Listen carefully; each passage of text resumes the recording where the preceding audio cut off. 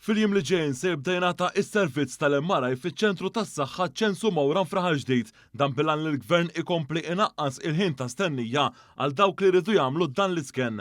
One News żar il-post minn fejn se jibda jingħata dan is-servizz mill-Pawla Hub. Fuq il-post kellimna mal-Ministru għas-Saħħa u l-Anzjanità attiva Joe Etienne Bela. L-impenn tal-Gvern hu li nkomplu innaqsu l-ħinijiet ta' stennija għal dawn it-tip ta' scans u scans oħrajn. Bħalissa ħankunu nagħmlu dawn l-scans minn hawn ukoll, ovvjament diġà nagħmluhom minn Mater Dei, nagħmluhom mill-isptar ta' Għawdex. Il-Gvern ħalla sptarijiet privati biex jagħmlu iktar.